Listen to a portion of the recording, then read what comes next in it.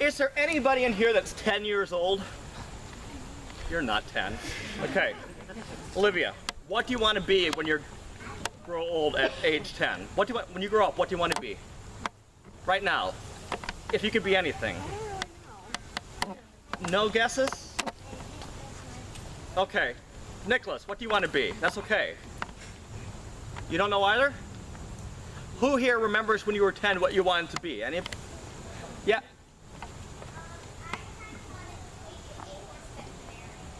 You want to be a horse veterinarian?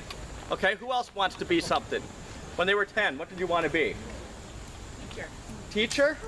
Pro ball player. Pro baseball player. Fireman? Anybody else? Yeah. Engineer. Engineer? Actually, I wanted to be a nurse. A nurse. Okay, well when I was 10, I wanted to be a baker. That's a lot of hard work. The problem was, you know, how many 10-year-olds are really able to use your ovens? Yeah, so I knew there's only one thing that I could get and use if I got the money for it. So I started to save all the money I was collecting. Every year at Christmas, my grandmother would send $10. And then on my birthday, she would send $10. Now she would write in the card to use it to buy underwear. I wasn't gonna buy underwear with it. And then over some odd jobs, I got the $25 that I needed.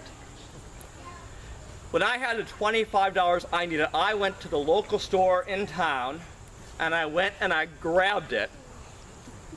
It was the only thing I could use to bake, and I brought it to the cash register to buy for $25, yes, an Easy Bake Oven.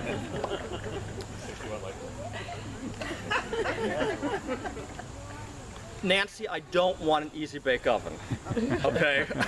Don't get any ideas in your head. So when I got there and they rang it up, I was told I didn't have enough money. Although it cost $25, which is what I hadn't counted on something else. Any guess? Taxes. I went home, was quite depressed, and when I got enough money to go back and buy it, it was gone. You know, at age 10, I learned very early on that everything in life has a cost. And some things are a little more costly than others. Sometimes it's so costly that we're never going to necessarily get what we want. You know, to be a follower of Jesus is a very costly thing. Now, we all think to be a Christian is easy. You know, most people say, well, we're in the United States, we're a Judeo-Christian country, there's no persecution. We're pretty right. You know, it's pretty easy to be a Christian. 40-some% of Americans say they go to church every Sunday.